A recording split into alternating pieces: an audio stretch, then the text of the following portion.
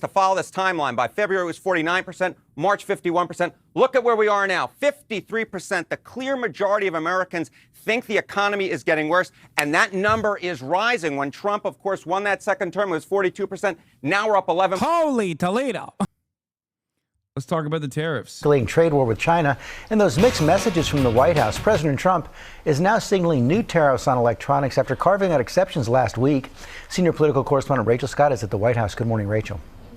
George, good morning to you. And this one has sparked a lot of confusion. The Trump administration putting in place exemptions for some electronics like smartphones and laptops. But now the president suggesting that those are only temporary and that even more tariffs are on the way. This morning, White House whiplash. Just days after excluding smartphones, computers, and other electronics from the new steep tariffs imposed on China, the president suggesting those exemptions are temporary. On Air Force One, the president asked about the mixed signals. There's some ambiguity, or at least some questions about whether there were exceptions or exemptions. There shouldn't be ambiguity. We have a tremendous country.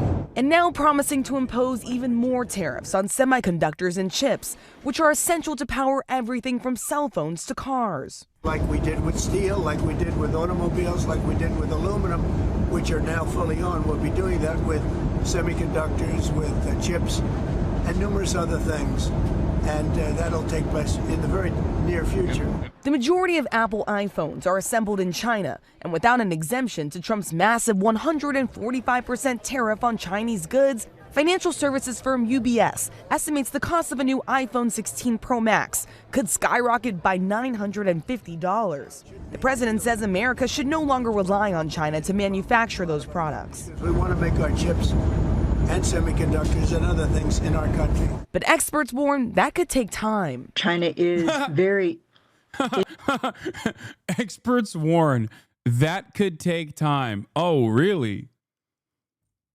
You mean the high precision manufacturing necessary to build these insane things we won't be able to magically train people to do overnight with high quality precision in the factories that don't currently exist?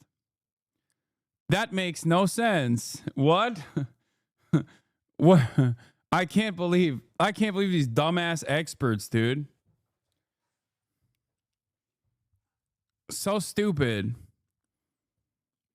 So stupid that you can't simply wish for a factory to be built overnight and wish for a labor force that's capable of dealing with high precision manufacturing overnight. I don't understand. Shut up. You're woke and gay, experts. Intertwined with our economy, and it's very hard to find easy substitutes to many of these imports. And this morning, China is retaliating, halting exports of magnets critical to the assembly of American cars and other electronics, from drones to robots. As the president reveals another target in his ongoing trade war, prescription drugs made outside the United States. We want to make our drugs in this country. And by placing a tariff on the companies that are not in this country, they're going to move into our country. The raw ingredients of almost all medications are made overseas. Experts say the move could drive up prices for over-the-counter drugs like ibuprofen and even lead to shortages. Democrats warning of the impact, saying the president's on and off again tariff strategy is only sparking confusion. Look, I don't get it. I'm a person with $2 billion in my bank account due to all of the subscriptions that you guys have given me. Okay? I have $2 billion in my bank account, and I'm really excited to move my manufacturing from China and Vietnam directly to the United States of America. Okay? And I was going to do it this past week, but then Trump went back on the tariffs, and now I'm like, okay, I might as well keep my factories in Vietnam and China. Okay? This instability as a person of worth, a POW, a person of means, a POM, the true 1%, the true minority, the only real minority that matters. I want to build American. I want to build factory in America, but it's just all this flip-flopping has caused a lot of worry for me as a POC, a person of capital. I wanna build a factory, but it's just I simply can't get myself to build a factory in the United States of America and hire the labor force necessary and train them because the president keeps fucking going back and forth on his tariffs. There is no tariff policy. It's just all chaos and corruption. That's all we have going on. So over the weekend, the president said he would be releasing more details, more specifics about those new tariffs sometime today. And in just a few hours, the president will also be meeting with the president of El Salvador, who is here in Washington. He has become critical to this administration's mass deportation plan. Michael. BIPOC, business inclined person of capital. I love that. This has been really confusing. Rachel, thank you for that. We got our chief White House correspondent, Ray Bruce, who's here in the studio with us this morning. Hard to keep up with all the changes on this tariff policy. Yeah, it certainly is. There's a lot of whiplash here. And look, the president is trying to have it both ways. On one hand, he says he's willing to show a certain flexibility, but at the same time, the White House is pushing back hard against any notion that he is blinking with China. They are scrambling now to explain this shift. His top aides are flooding the airwaves, saying these exemptions for electronics from the steepest tariffs are only temporary. Some saying this was the plan all along, even though we know for weeks they said there would be no such carve-outs. The president himself even going so far yesterday to say there was no exemption for electronics, which simply is not true. Late Friday night. So which one is it? Do we know? Are there exemptions or are there not exemptions? Because I don't think there's a single person that you can trust with these statements.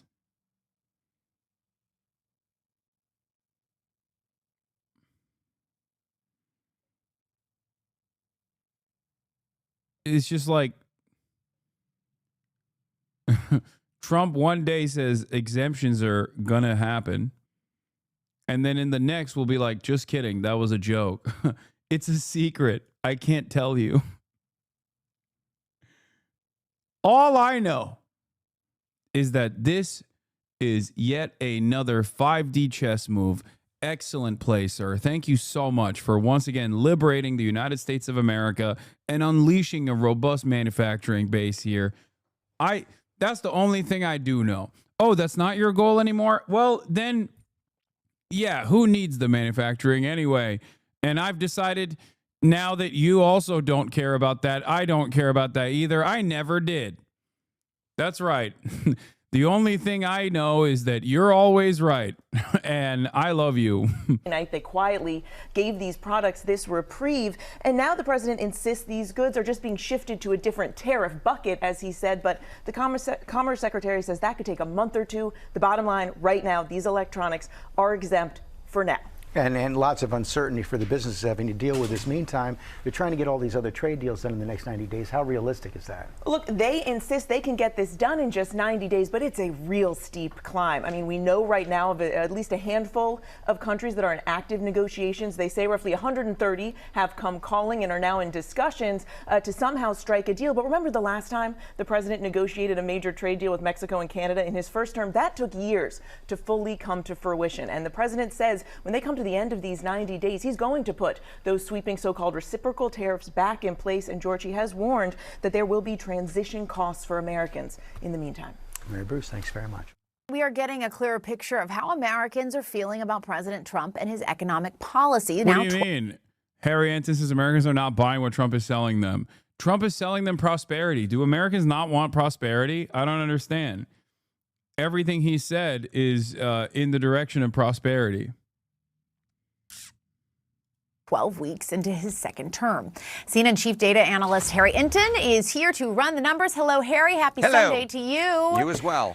Okay, so where are we with Americans and how they're viewing the economy? Yeah, so a CBS News YouGov poll came out earlier today, and I will just say, I'll put it in stark terms, I believe this is the worst poll that Donald Trump has received in his second term, and we can go through it, Jessica. Let's talk about the economy, right?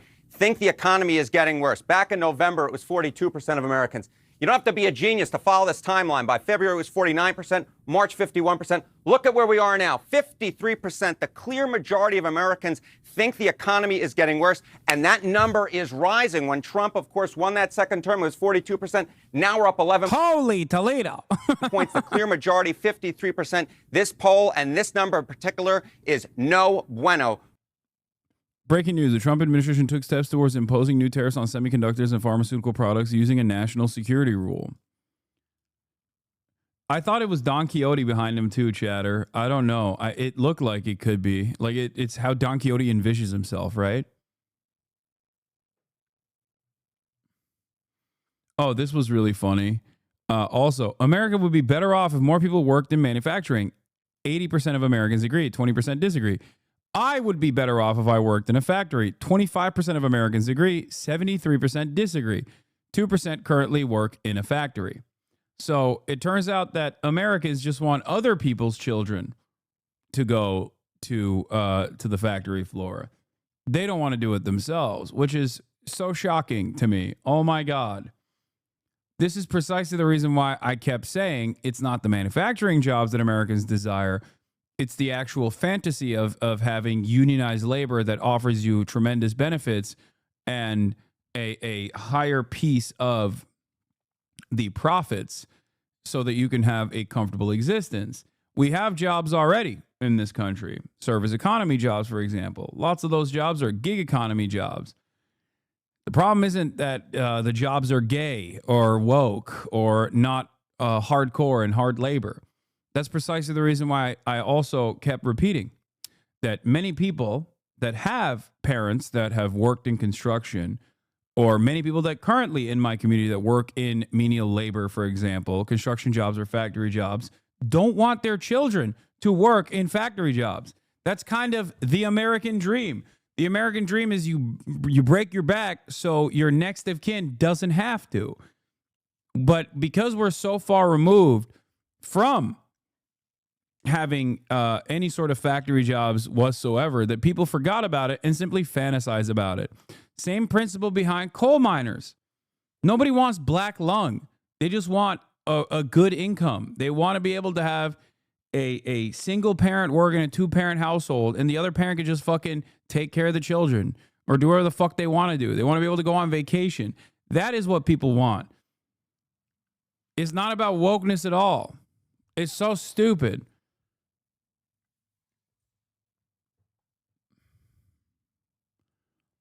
That's it.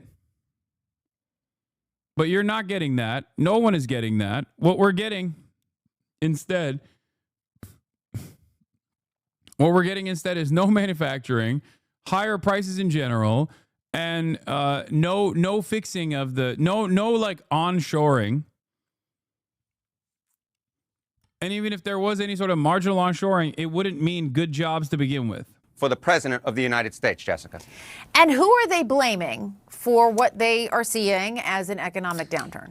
Yeah, okay. So, obviously, you had Joe Biden before you had Donald Trump. And, of course, Donald Trump would say, you know, Joe Biden left us in a horrible state and I have to help dig us out of it. All right, so let's take a look here. More responsible for the state of the economy or the economic state. In March, CBS News asked about inflation, and 38% said it was Joe Biden who was more responsible, compared to 34% who said Donald Trump. Let's jump forward to now, in the month of April. Look at this number, 54%. Wait, 21% still say it's Biden's fault? Why? Did Biden hit Donald Trump with the mind laser beam? Like, am I misreading this data? Did they think that like Biden is responsible for Trump doing the tariff scheme? Of Americans say that Donald Trump is more to blame for the state of the economy than Joe Biden. Joe Biden's number has fallen from 38% to 21%. Donald Trump may try to blame Joe Biden for this, and maybe that was working a month ago in the month of March. But since the tariff war has begun, it's not working anymore. Americans are not buying what Donald Trump is selling them. They believe, the clear majority, 54%, that Donald Trump is more to blame for the state of the economy at this point than Joe Biden is, Jessica. That is interesting to see how that evolves just in the last month, really. Yeah. How are they viewing tariffs? Yeah. Okay. So obviously the big thing when it comes to the state of the economy right now for Donald Trump is tariffs. So let's take a look here. All right. The tariff plan, new tariffs on importing goods, oppose versus favor. You go back to January. Look at this. 48% said they favored these new tariffs, these Donald Trump tariffs, compared to 46% who oppose. Look at where we are now in the CBS News YouGov poll. A switcheroo, Jessica, a switcheroo. The clear majority, 58% of Americans oppose these new tariffs compared to just 42% who favor them. Again, this is part of the picture that we've seen throughout this presentation, right, Jessica? More and more people are turning against Donald Trump. Their views of the economy are getting worse. They are holding Donald Trump responsible. And when it comes to his signature issue, so far in his second term, tariffs. Yeah. This is the meme. Who wants more American factories? Who wants to work in the American factories? Nope. I mean, my goodness gracious, that trend line is ridiculously awful for Trump. The opposition number from 46 to 58 and the favor from 48 to 42. Americans have switched on a dime on the economy, on Donald Trump, in large part because of the tariffs, which they increasingly do not like. And what's the biggest problem with Trump's plan for these people? Well, I think it's the biggest problem that you hear our analysts say all the time is they don't know what the heck. My uncle's blaming Biden that he will go out of business because of the tariffs. That's amazing. Your uncle is keep me posted on your uncle's activities. I love that. Donald Trump is doing. It's his approach. I mean, take a look here. Trump's approach to tariffs and trade, that is the way he's going about it. Just 37% of Americans like it. Look at this number. 63%, nearly 2/3 dislike it. Among independents, Jessica, it's just... Bro, I told you. The one thing that you can't touch are the fucking treats. Nobody listens to me. I said this. Donald Trump came after the treats. He said the treatlerites will suffer. And lo and behold, you can't fuck up the bag. You can't, in Felix's words, you can't molest the money, okay? And you can't touch the treats. You can't, I don't know. This is why I always laugh whenever people, 36K people listening, Lamau, this guy's a character, Lamau. We are all here listening. Look.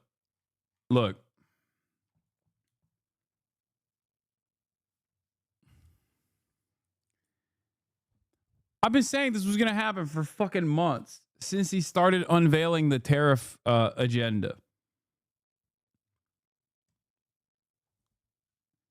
This is why I always laugh whenever someone tells me approval ratings of a particular issue, an issue that hasn't been solved yet, an issue that Americans haven't seen with their own two eyes, like an issue that Americans haven't experienced yet or even feel like is real. When it's pure fantasy, when it's just a policy that a popular figure like Donald Trump is pushing for, then people can find themselves on board with it. But once it becomes a reality, everybody goes, whoa, we don't want that. We don't want that at all. What do you mean? What the fuck? Why would you? I don't want to pay $3,000 for a Switch 2. What the fuck is this? This is why I always say, get the fuck out of here. Oh, this is a 2080 issue. It's like, yeah, no, it's not. Okay? It's not. It's a major problem with the Democrats that they don't actually actively present a counter narrative against these sorts of things to build up enough resentment so it doesn't even happen ahead of time. They did this with Medicare, or not Medicare for all. Sorry, some chatter was saying Medicare for all. They did this with immigration.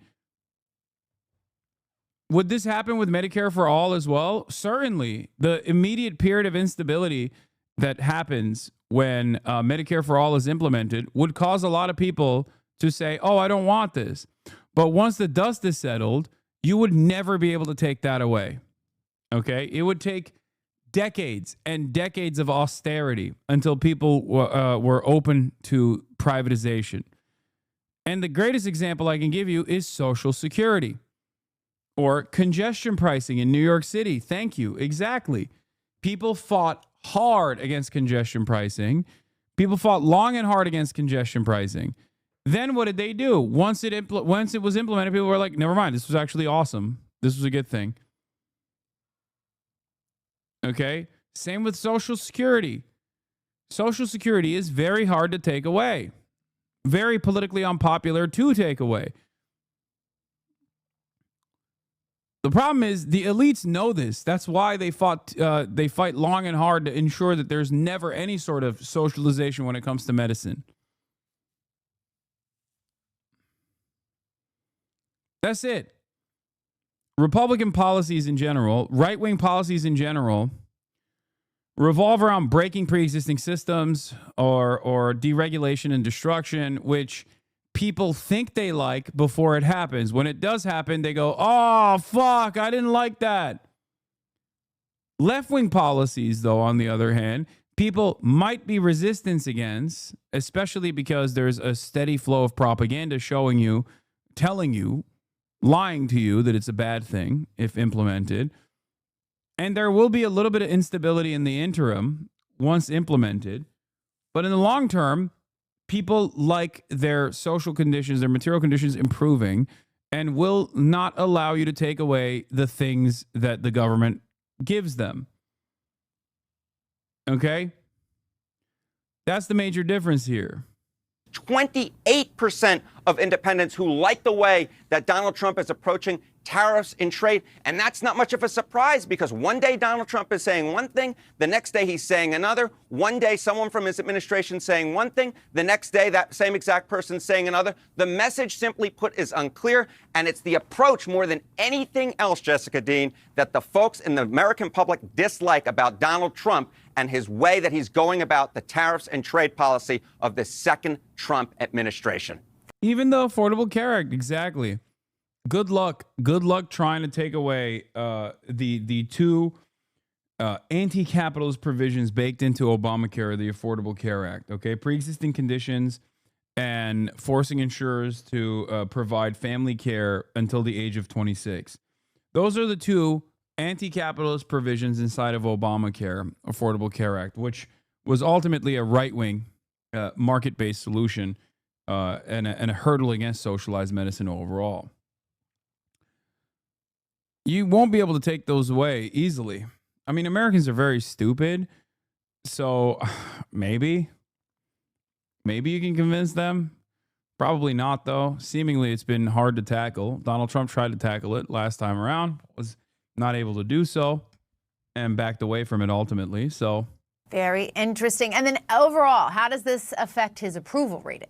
Yeah, okay, so we talk about the economy, right? But does the economy, the way people feel about the economy, equal the way they feel about Donald Trump overall? Because if it doesn't, if these two paths don't cross, then these numbers don't mean anything. Right. But let's take a look right here. Donald Trump's net approval rating. In early February, according to CBS News, look at that, it was +6. Late February, +2. March, 0, even approval, disapproval. Look at where we are now, -6 points. He's underwater for the first time in the CBS News YouGov poll, at least in his second term. Again, it's the trend line that's so important here, and the trend line and the American people are turning against Donald Trump. And that's why I said at the beginning, Jessica, that this, in my mind, is the worst poll that Trump has received in his second term so far. All right, Harry Enton, as always, with the numbers there. Thank you so much.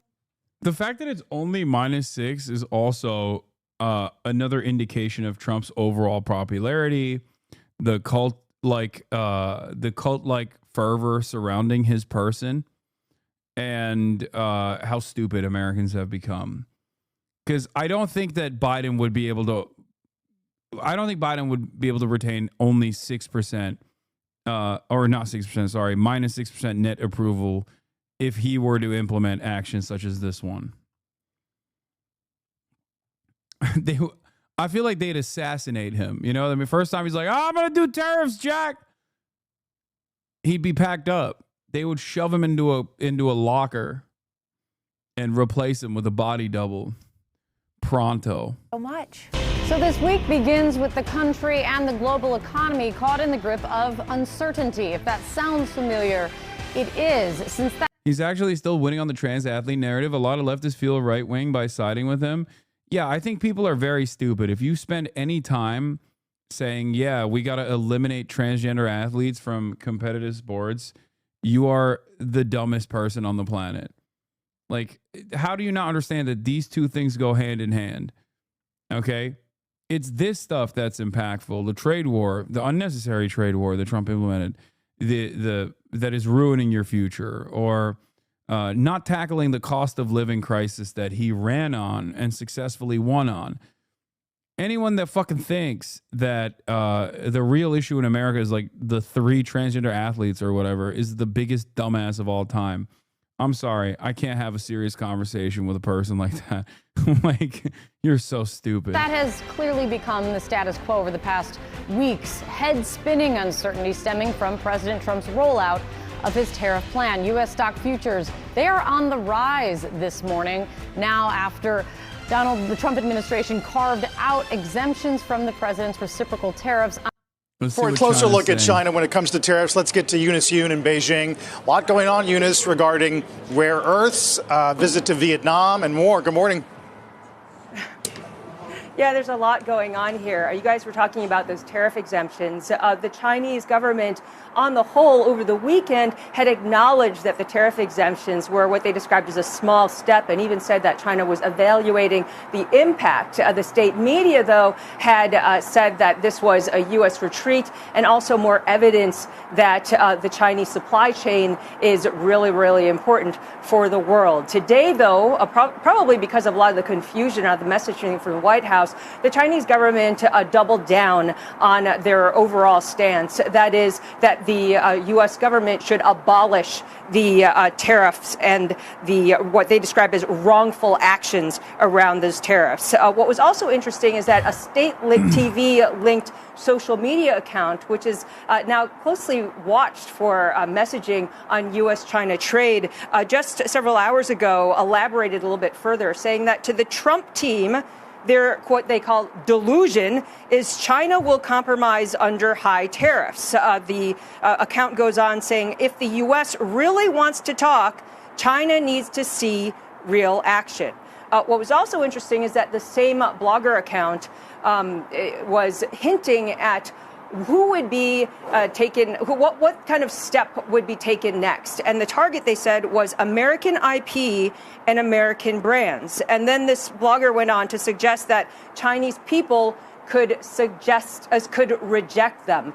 And they said that they noted that Walt Disney and Comcast, which owns CNBC, have development and production businesses, theme parks, and consumer goods in China. They also mentioned Sony, Paramount Global, as well as Netflix. The messaging, though, overall, outside of that, and the potential for countermeasures, is that there needs to be a lot of support for Chinese exporters, and that this is paramount. Carl, you mentioned President Xi's visit to Vietnam. He is there in Southeast Asia on a 3-nation tour, ostensibly to try to build up those trade ties.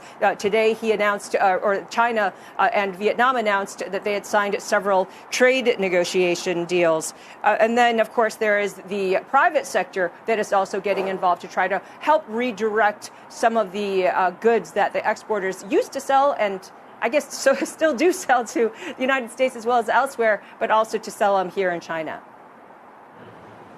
Well, I've got to tell you, Eunice, I listened to you all morning, and you've been incredibly spot on all these things. But when I listen to the rhetoric from China, this is 1968, 72 rhetoric.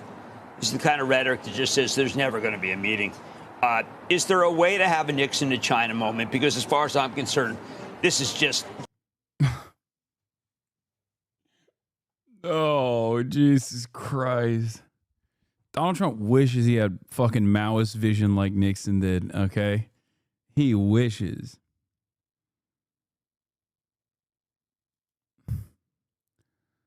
China threatened us with this move in 2019. The DOD has been musing on doing something about it since 2010, but hasn't. Great job not preparing for anything. I knew it was coming, but it's still bad. China's officially halted shipments of several rare earth minerals to the U.S., specifically used as inputs for cars, semiconductors, and aerospace companies. It is because they have an entire monopoly on the refinement process of all of these rare earth minerals. So what the fuck were you thinking? Okay? The question remains, what were you thinking? And the American government's like, this shows how bad faith the Chinese government is. It's like, no, they're just showing you that you can't fuck around like this. They didn't do this for Taiwan. They didn't do this for Hong Kong. They didn't do this for anything. They just literally, you've been gearing up for war against the country that you rely on for your defense contractors. It's so stupid. This is why I kept saying over and over again for the past couple of years, like, what an idiotic notion that we would go to war with China. There's never been a history. There's never been a Cold War with a nation state that we are so directly connected to, that our manufacturing entirely relies on. It's so dumb. Trade in that regard, unironically, is not dissimilar to nukes. If anything, it's even more significant, more impactful than nukes. The two nations that have nukes will never go into hot battle with one another, right? Like the idea that nuclear proliferation has brought about a new age of peace around the world, except, we now fight through proxy wars with countries that don't have nukes and they get fucked over in the process. But that's besides the point. I'm not in favor of nuclear proliferation at all. Obviously, denuclearization should be the goal here. But trade, on the other hand, is also a very effective way to it's a very effective way to curb back on our appetite for death and destruction. America's so fucking stupid, though, that they don't give a shit. It makes no sense. It's so dumb.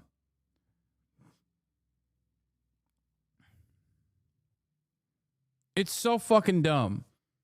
The idea that you're just going to keep posturing this way and then try to nuke global trade in this way and then not expect any repercussions whatsoever for this when you don't hold the cards. Okay? Ironically enough, Xi Jinping should call up Donald Trump and be like, you don't hold the cards, Donald. You don't hold any of the cards, Donald.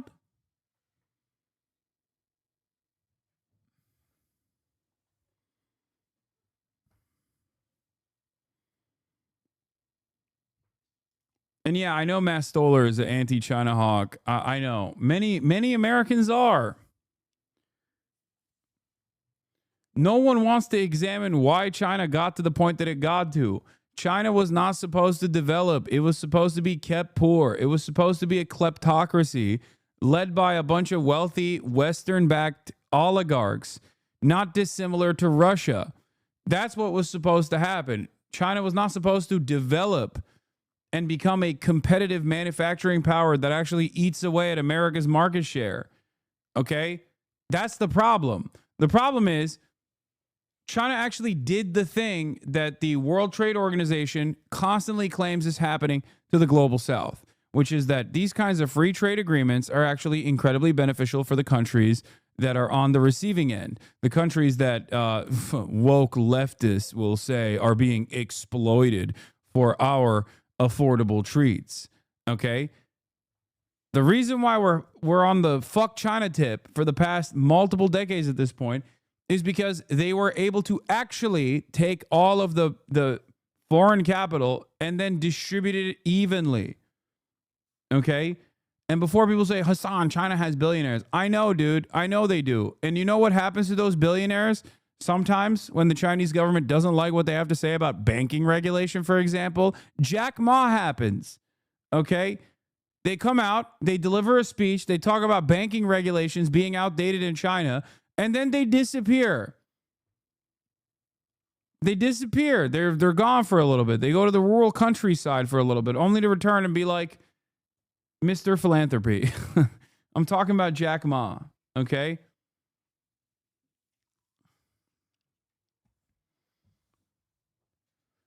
So it's not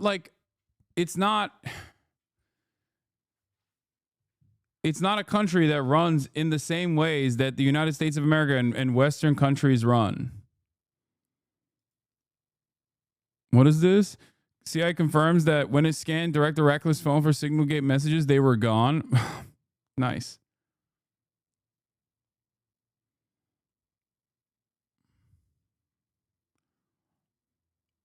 Don't particularly want that happening here. Wait, what? What do you mean you don't? What are you talking about? Are you a CEO? Are you a billionaire? You mean to tell me that, let's say America is China, okay? Elon Musk, greatly reliant on state subsidies, becomes a billionaire, comes out against taxes. Elon Musk gets disappeared overnight, comes back to sing the praises of taxes and government regulation. You don't want that here? What are you talking about? You're not a billionaire. You're not a fucking CEO. Why would you why would you look at the system that they have designed over there and be like, well, one day I could be a billionaire, and when I do, I want to be able to control the government? Is that what you're saying? Nope, just a lib that wants billionaires to pay more? Yeah, okay. Well, good luck with that. Good luck. Good luck. It hasn't happened yet. And I don't think it'll ever happen. Why would it happen? In China, the billionaires and corporations are controlled by the government. In America, the billionaires and the corporations control the government. That's the difference. It's far from perfect, okay, the Chinese style, but I think they're demonstrably better than the way that we're doing business. They're so much better. They're so much better in terms of doing business that we consider it cheating. We literally consider what China is doing cheating. Everybody has state subsidies, but China has extra subsidies. And the extra subsidies, as a matter of fact, is considered cheating because they don't have the same profit-centered, they don't have the same profit interest that capitalist corporations do. We give subsidies to our corporations. They somehow turn back into, they somehow generate all that wealth and then turn it back into stock buybacks. They don't do that. If you were to do that, you'd go to fucking prison.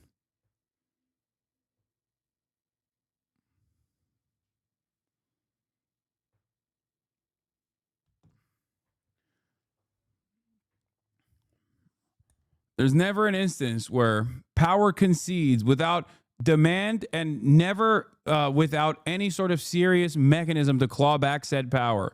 It's just not going to happen.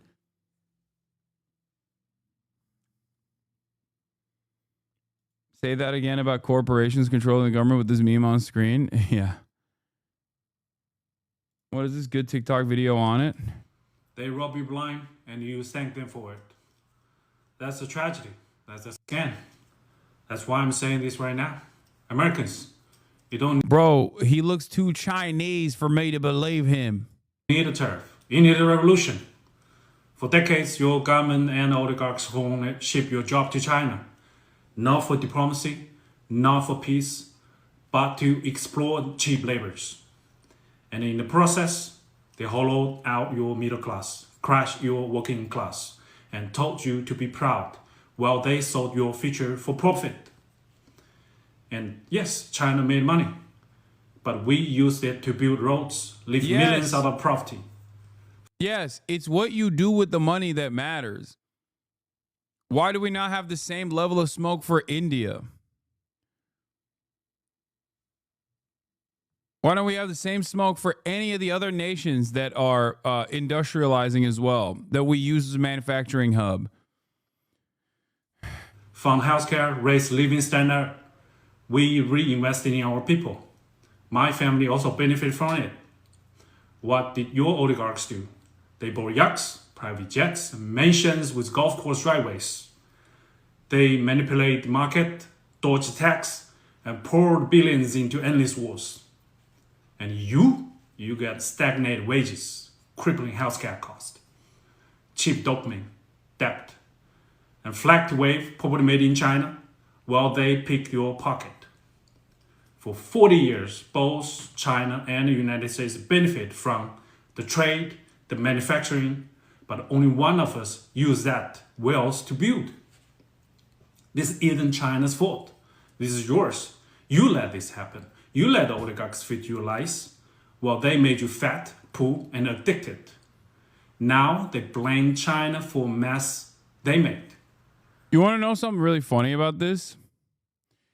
If America had a social democratic process, for example, and more significant controls over capital accumulation and distribution of profits in general, and that while our manufacturing base was wiped out, moved overseas to China, we actually focused on a collaborative relationship with China as it was able to develop itself, while simultaneously, instead of fucking, blowing up the rest of the fucking planet, instead of doing all that, we actually focused on developing ourselves and creating a system where it didn't matter where you actually worked, right? It didn't matter if you were a barista or a waiter, part of the service sector or anything like that. You still had the opportunity to make an honest living, and the markets were stable. The housing market wasn't out of fucking control or anything like that.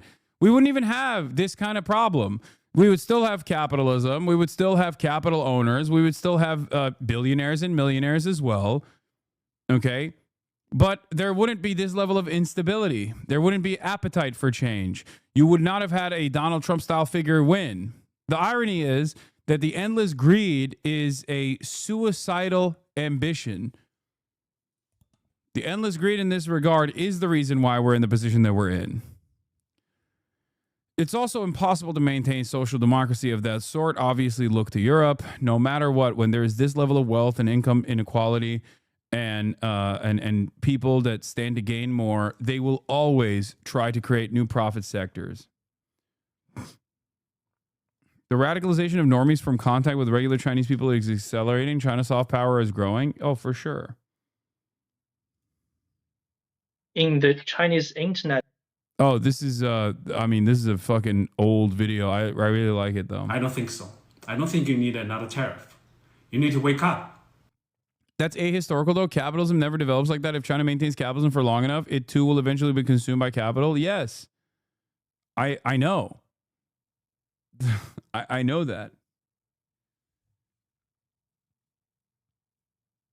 The only difference in this regard is that there's still a lot of power and a lot of control in the hands of the party that still abides by the wishes of the public and works to move in the direction of uplifting the public. And it becomes hard at times, and yet they still try to fix these issues. We don't have that interest at all. We do not. Capitalism has never, ever in a million years, ever put the interest of the people. If people's lives and living conditions improve, that's secondary. That just happens as a byproduct of technological expansion and things like that. It's never the main reason. It's never the main purpose.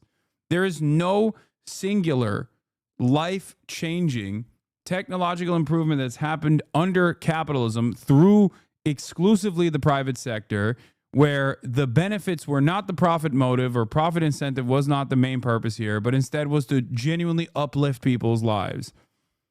There are examples of medical innovation or even innovations such as the internet, right? And those things are still a byproduct of heavily funded public, like things that happen as a direct consequence of publicly funded research. He says segue. Yeah. You need to take your country back. I think you need a revolution. They rob you blind. This is why I fucking say your enemy is not China, it's global capital. Just like how the Sacklers got your people hooked on opiates and your government slapped them on the wrist, now you all blame China for your addictions. You are 5% of the planet but consume 80% of all manufactured opioids, and somehow it's our fault. True. Netizens cooking. You think you don't have master? Then why you are being a financial slave? The student loan, all the interest of your loan is crazy. It's illegal in China. You think you don't have master? Yeah.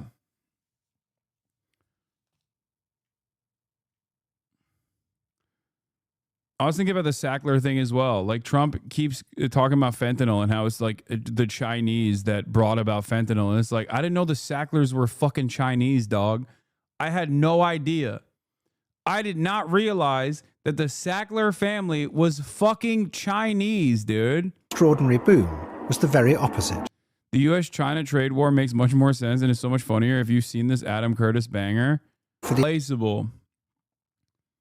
This, I think, is one of the biggest differences between, if Israel looked to apartheid South Africa and learned the lessons of what not to do and become an impossible to shake force in American politics at the domestic level, so that your allegiance with the global hegemonic superpower never goes away and you can continue doing death and destruction, genocide, apartheid, all that good stuff. China looked to the USSR and learned from the mistakes of the USSR and became became a unavoidable, unshakable part of the global system. They became an irreplaceable force of manufacturing for America. I don't understand. Why is it that wait, I'm confused why they bought bonds to put it back into America instead of investing in their own country. In the interim, they spent all of the dollars to buy back American debt. Japan also is still, I think, the single largest foreign debt owner of American debt. This is a way to ensure stability. Then, out of it came a vast property bubble. It keeps their currency low as opposed to the American dollar. That's one part of it. But then also, you become a debt holder of American debt.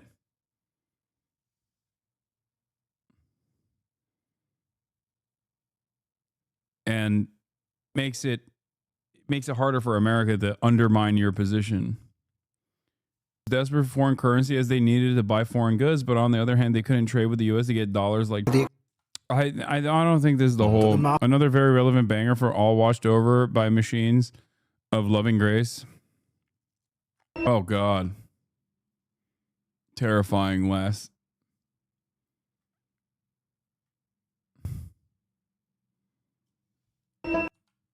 Gross. What is this? Made in China by Chinese hip hop group Higher Brothers really clarified that the West should throw in the towel and bow down to CPC. Oh, you American rappers make money cute. We're Chinese. We make everything.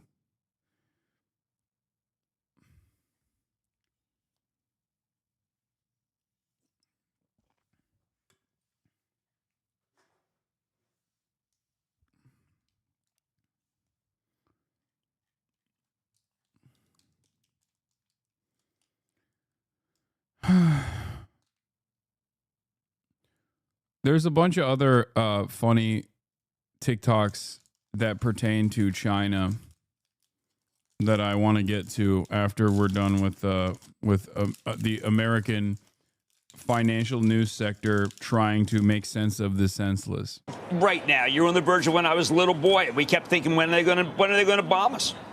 I mean, that was the same rhetoric. Well, when are they going to launch their nuclear weapons? I mean, that's why we used to live in fear. That's why we had cubby holes. That's why we used to put our heads in a cubby hole, because this guy's a trot, by the way. Chinese were going to bomb us if the Russians didn't bomb us. This is the same sound.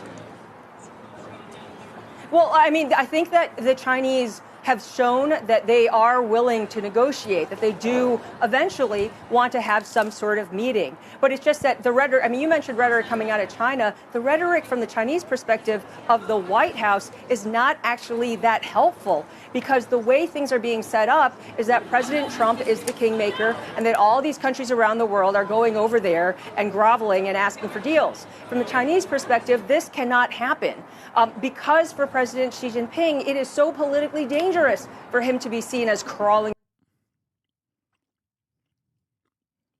Jim Cramer, Trotsky believed that the workers should own the means of production. Not a bad idea. Hashtag Leon Trotsky. Hashtag you called it.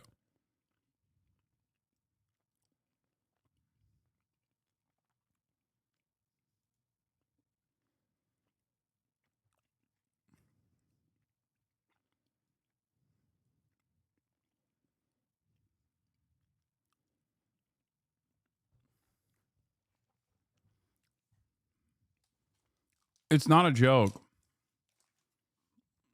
This is why Jim Cramer is Alex Press's favorite.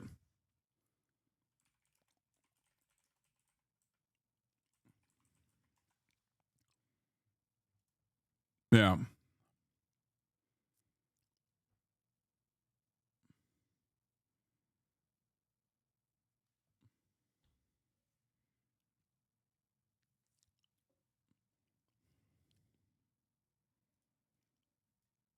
I keep Mao's pic to remind me of who the Chinese can be, and Lenin's because people think I am related to him.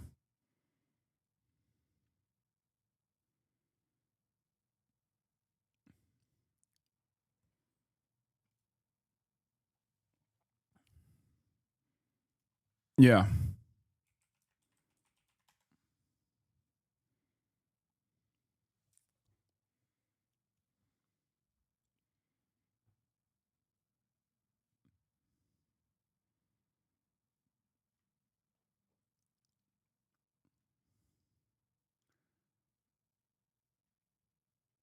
Anyway.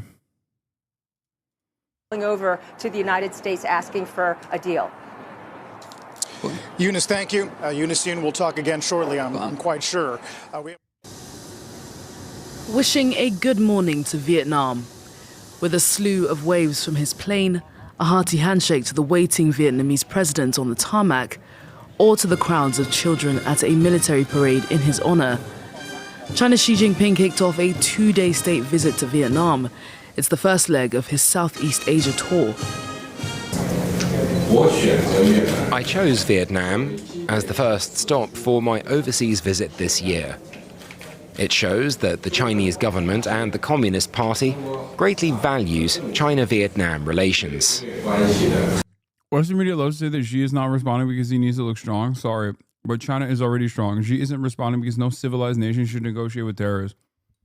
Top Xi is going to be really surprised when Xi does, as a matter of fact, indeed negotiate with terrorists.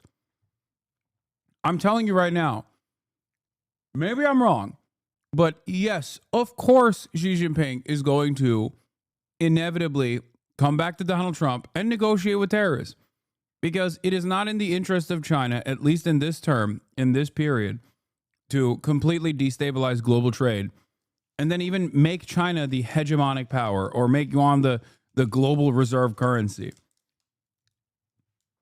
So I do think that he will go back and offer something to Trump to make Trump feel like he's won.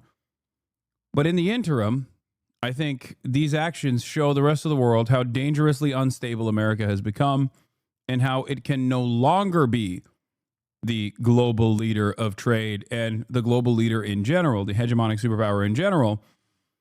And you can't do something like that overnight. You have to, it takes time. You have to show the rest of the world, I think. And we learn. You have to show the rest of the world, especially xenophobic Western leaders,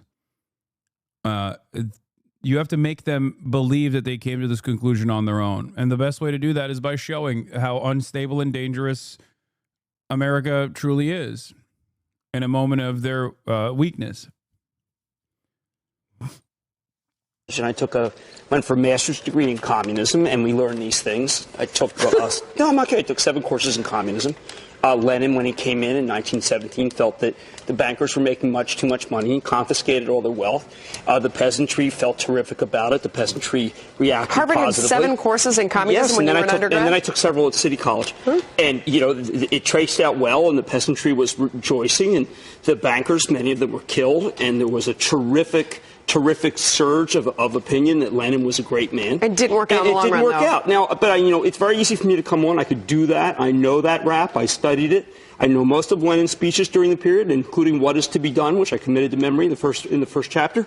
And it's really about stringing up guys like John Mack and then feeling great about it. And we studied it. It didn't work, okay? But it did happen, all right? Yeah. And it was really because the people on Main Street. He was with Spartacus Youth at some point, never remember. That's what you want to, yeah, no, never remember, sure. People on Main Street were doing very poorly. As a matter of fact, the peasantry was doing really hard. But, of course, then Stalin annihilated the peasantry in the next act. But, look, we played it out. And if people want to do it, that's fine. It didn't work. And I'm not being facetious. I mean, that's what we did in the Soviet Union. I mean, that's what I studied, and that's what I thought at the time when I was in Callow Youth was a good idea. Yeah. Because I felt that the disparities, and the fact that I was living in my car at the time, and the fact that I had no money. Yeah, who's a trot?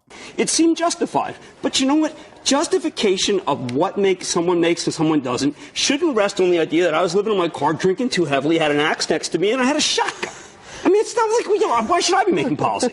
What we want to do is we want to do the right thing. Yeah. And the right thing is that if you really think that they're paid too high, then raise their taxes. Okay, maybe put a windfall taxes. I'm against this. Yeah. But the idea that because someone's poor, I was poor, and I studied what Trotsky had to say, which, by the way, he would be in favor of the workers owning the production. And I studied Lenin, and, I was very caught up in this notion that the peasantry should win. But, the peasant just didn't work. Speaking of the peasantry winning, let's give them some trades. What do you think? Peasantry, it's like a sack of potatoes. Do a little ankles work here. And I'm not talking about money angles. All right, I'm being serious. I mean, go read what is to be done. He's got the handbook for all the people who are complaining. We can put it into place. We can. I wanted to. Yeah. I wanted to do for 10 years when I was poor. Yeah. Okay? It was a great satisfaction. All right. You want to know what's ironic? He went through the motions as a self-interested man, and unironically, understandably had class consciousness as first a worker and then class consciousness as a capital owner. Like, he is, in a way, genuinely smarter than the average American, like significantly smarter than the average American. He went as a worker, had class consciousness, and became a capital owner and still maintained the class consciousness. It's just, for the capital owning class now. That's it.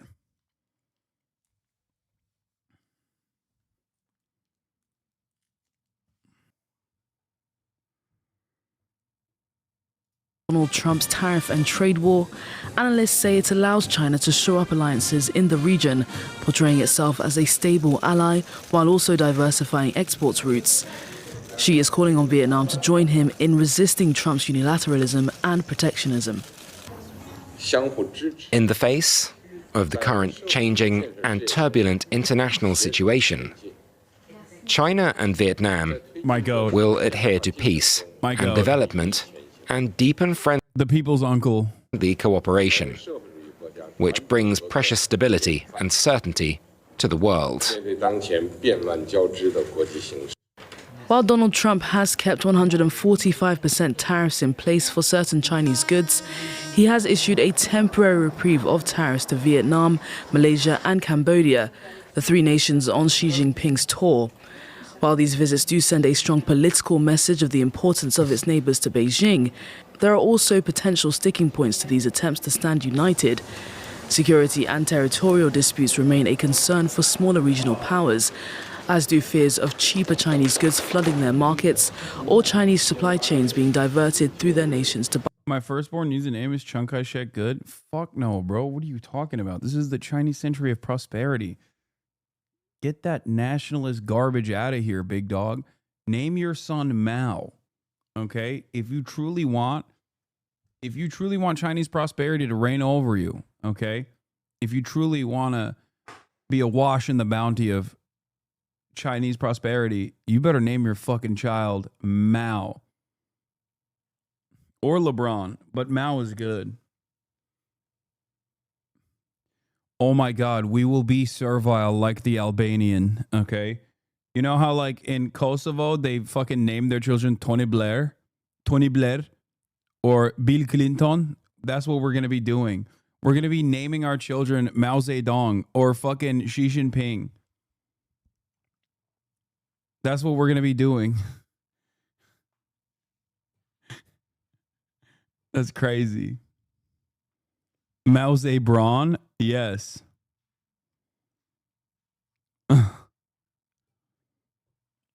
Thank you, CCP. You are my best friend. You are the peacekeeper. You are the legend. Thank you, CCP. Workers' genocide. You are the peacekeeper. You are who we abide.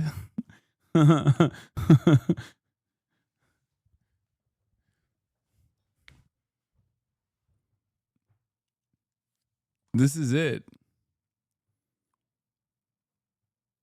It's CPC, get it right? True. I apologize. Helping small Kosovo. Bypass tariffs.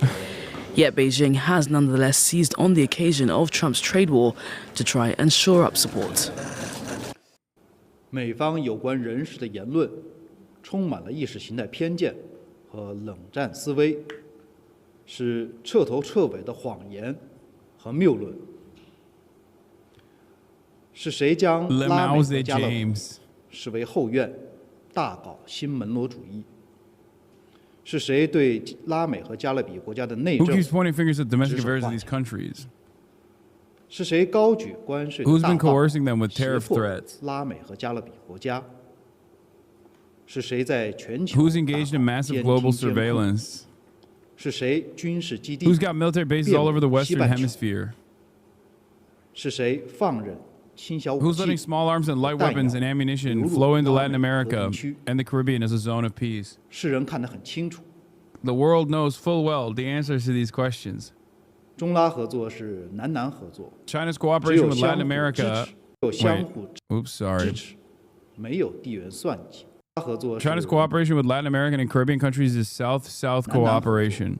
只有相互支持。 It is always aimed at giving each other support and never driven by geopolitical calculations. 中方同拉美和加勒比国 China 家 is 交往 committed to equality and mutual benefit in engaging in these countries 相 and 待、互利共赢的原则， never seeks sphere of influence or targets any third party. 也不针对任何第三方。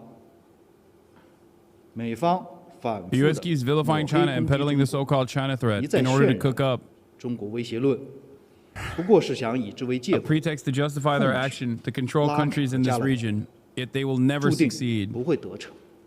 Welcome back. And joining me now is Ray Dalio, the founder of the world's largest hedge fund, Bridgewater Associates. He is also the author of the new book, How Countries Go Broke. It's out in June. Mr. Dalio, welcome to Meet the Press. Thank you. Good to be here. Just call me Ray. Okay, well, Ray, I'll take you up on that. Thank you so much for being here. We really appreciate your perspective. As I just said, you did found the world's largest. This has 2 million views in one day. You know what's really funny? No, you're saying shilling this trash. I don't even know what he's going to say. But half the time, these neoliberal demons have more coherent analysis about how China is dominating us, partially because they played a formative role in designing the global trade structure that allowed China to become a manufacturing hub for the world. So it's weird. We're still listening to billionaires. No, listen to me. Listen to what I have to say. It's kind of like listening to fucking Larold Summers, okay? As opposed to the average podcaster that's like fucking churning out idiotic takes about China. These guys sometimes are literally correct, even if it's like a Benny Morris phenomenon where it's like they're correct on the basics, they're correct on the fundamentals, they're just incorrect on the direction that we should be heading towards because they obviously want to maintain American hegemony. It's like when Michael Bloomberg came out and was like, China is great. Do you guys not remember that? When Michael Bloomberg was running for president in the fucking Democratic primaries and straight up, like, he was just like, China's awesome. You guys are fucking stupid. China is great. It's next up. And everyone was like, what? What are you saying? You're running for president. You can't say those things. And he was like, I don't give a shit. I'm a fucking billionaire. Hedge fund. You have been in this field for more than 50 years. It's worth pointing out to our viewers. I think it's important to note you can. Your moot is shitting on the goat. What is he saying? J.D. Vance called universities the enemy. Sound familiar? Mao Zedong said the same before purging scholars and attacking universities in the 60s. The result, China stagnated for a decade. Bro, I think, you know what the irony is? We're doing the reverse, where it's like a cultural revolution, but instead of stamping out reactionary forces, it quite literally, and by the way, there's much criticism to be had towards that sort of thing anyway, but it quite literally is stamping out revolutionary forces so that the only attitude that remains is reactionary. It's quite literally at the behest of counter-revolutionary thought. It's like making dudes, it's like locking up dudes into a room and being like, you need to write 1,000 words every day about why you hate woke. You need to, did you... Dear Chairman, I found myself thinking that trans people were human today. I apologize for this. I apologize for this action. I have engaged in, once again, woke revolutionary thought. I know that the war I wage is within myself and with the revolutionary forces all around us. Yeah, the great trip backwards. They're doing anti-woke struggle sessions, dude.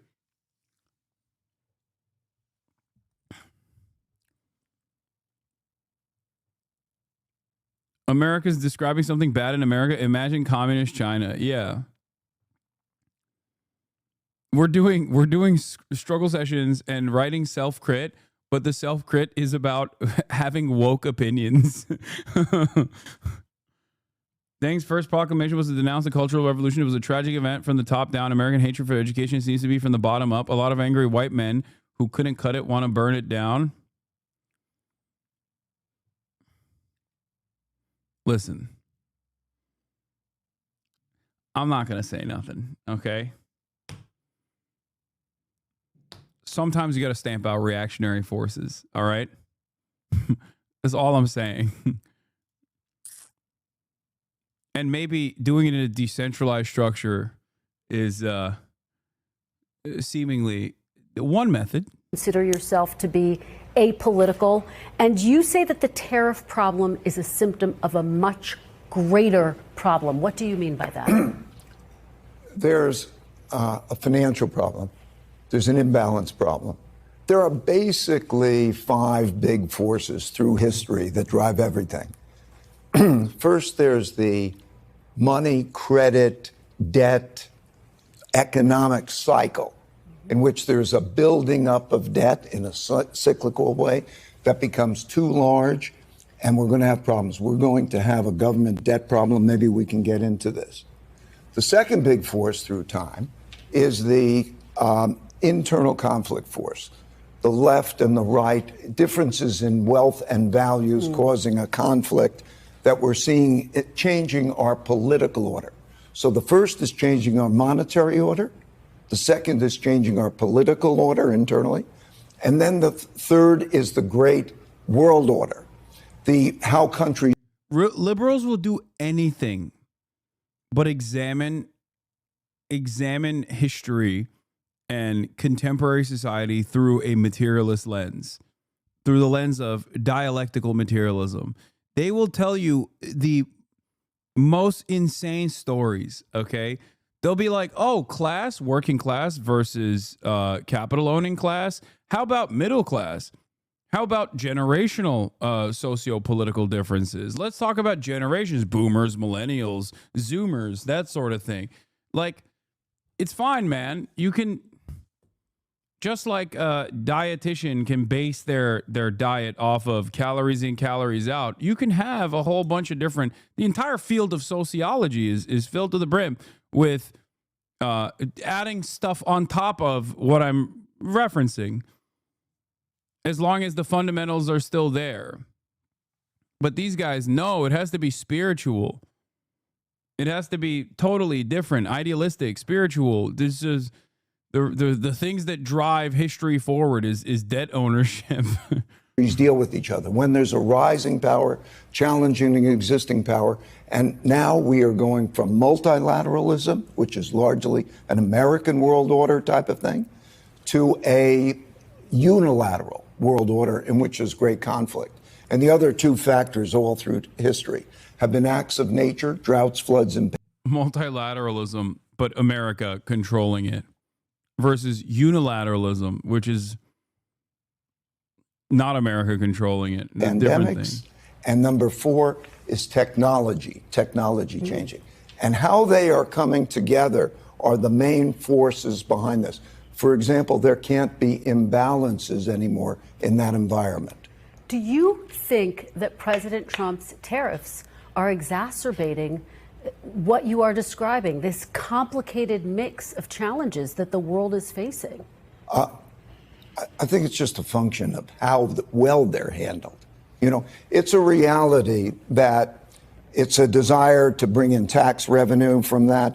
It's a reality that we would like to build manufacturing and jobs here. This is a reality. That's how that's done, whether that's done in a practical way, whether that's done in a stable way, whether that's done with quality negotiations. I mean, a guy like Ray Dalio also should believe that Donald Trump is in the right here. Because Donald Trump's mechanism for how we're magically going to build up a manufacturing base is relying on the good nature of capital owners. Like, God forbid we do this through a command economy, central planning, massive amounts of public investment, massive amounts of public control, nationalization of sectors. What the fuck is this? No more gift subs, only fights. Give us our citrusy rights. Why are you... Did the offliners organize to be fucking annoying? Is that what's going on in the midst of me trying to talk about this shit?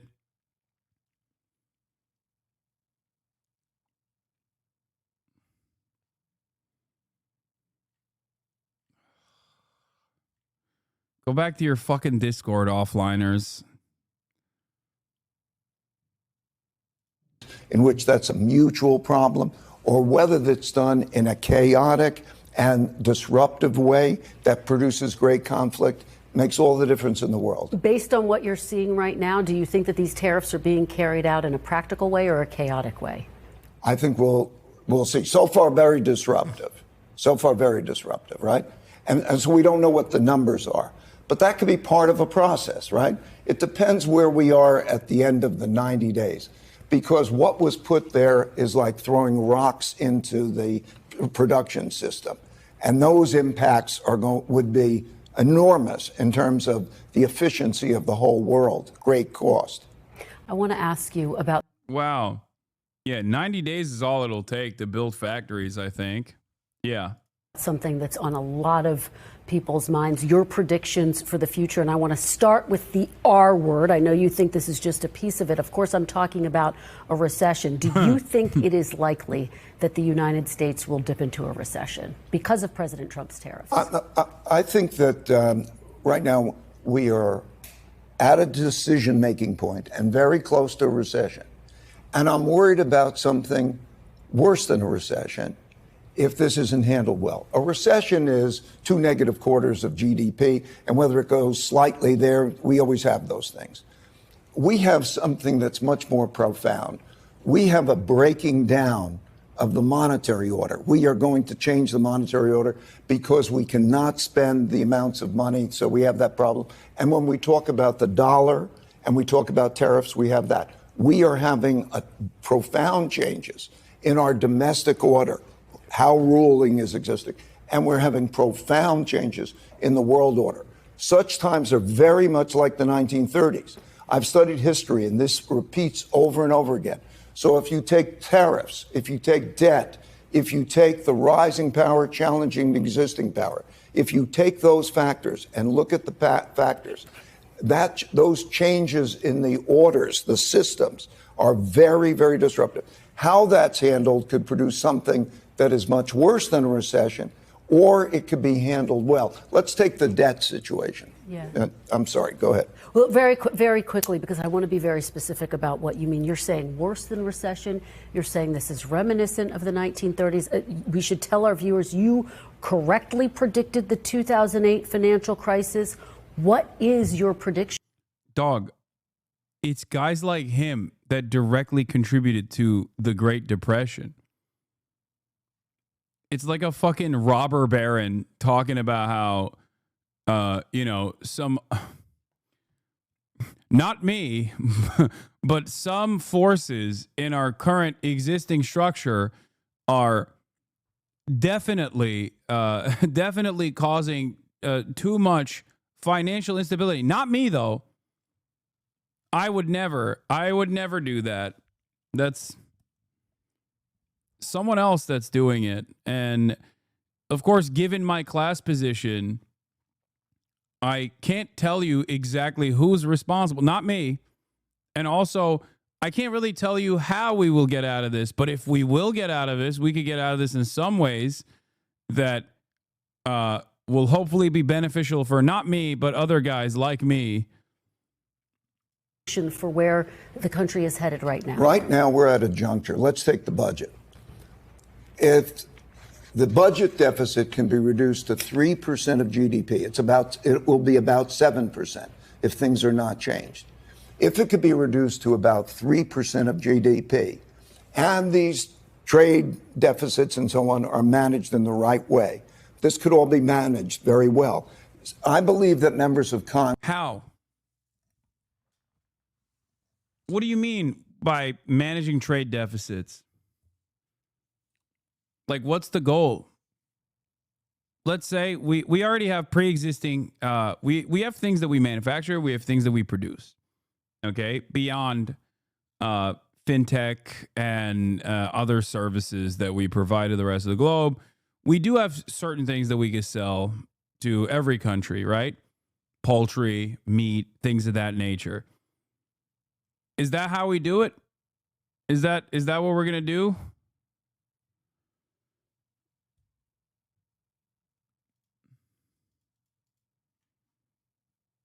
Is that what we're going to do here?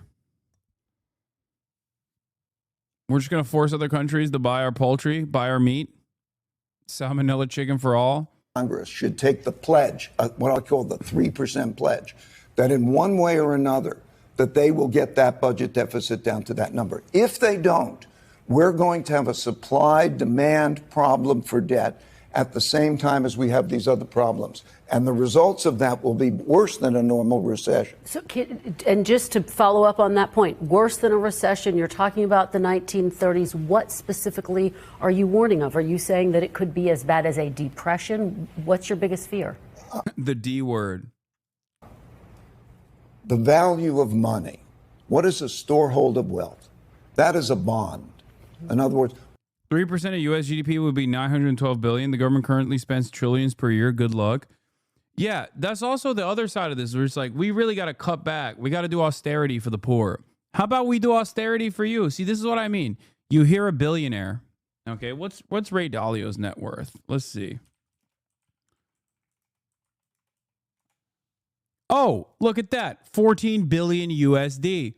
Okay. See, this is the type of shit that would never happen in China. Imagine a Chinese billionaire being like, the Chinese population, the Communist Party of China is doing far too much for uplifting the working class. We have to tell the working class that a period of austerity is an absolute necessity. Not me, though. I'll be fine. But everybody else, you have to do austerity. We have to cut back on, I don't know, development projects. That fucking that fucking bridge that you built that's like 8 times higher than the Golden Gate Bridge, unnecessary. No need for that. Commerce can flow without that bridge. Why are we even building that? What do you think happens in that situation? He's disappeared overnight. Okay? He's disappeared overnight. His assets liquidated. His assets taken over, seized by the government. This guy's over here on MSNBC being like, the problems that people like myself caused, we have to deal with that by doing what? Oh, cutting back on government expenditures. Where can we cut? Not on the military budget, of course. We would never be able to do that. That's crazy. That's what allows us to be the dominant global superpower. Where should we cut the budgets on? Social Security and Medicare. Pentagon budget cresting over $1 trillion without even discussing veterans benefits or law enforcement / intelligence costs. U.S. empire is exploding without even bother justifying it. Without ever bother. One man's debt is another man's assets, bondholders. And so we're going to be in a situation where if that storehold of wealth is in jeopardy because there's too much supply and demand and so on, and we have a monetary inflation, we will have great disruptions. And that could be like the breakdown of the monetary system in 71. It could be like 2008. It's going to be very severe. I think it could be more severe than those if these other matters simultaneously occur. Imagine if we have a downturn politically and an international conflict. What's worst case scenario that you're warning of? To be very specific, to put it into terms people can very understand. Specific, the value of You were money. so wrong about the reason why Jack Ma is banned. He's not even banned. What do you mean? He's around now.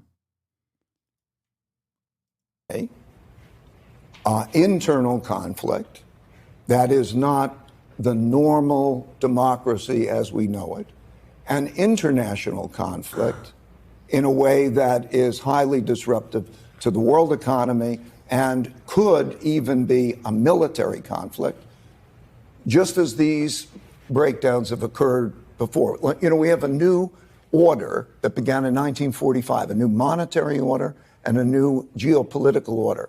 And these go in cycles that can be measured. And I worry about the breakdown of that kind of an order, particularly since it doesn't need to happen, because there are certain things that could be done in which this is better, a better restructuring of these debts and actions taken. So that takes me to my next question. You have this book, How Countries Go Broke, The Big Cycle. What is the solution here? Well, there are a series of solutions, but let's take the most important. And we have 1 minute. 1 minute. Okay. 3% of GDP, bring that deficit down. It can be done in a bipartisan way, the way it was done between 1991 and 98. I explained how that could be done, doing things together for the greater good. And yeah. Dude, welfare reform. Dude, austerity. That's how we do it. Yeah, obviously, fuck the working poor. That's amazing.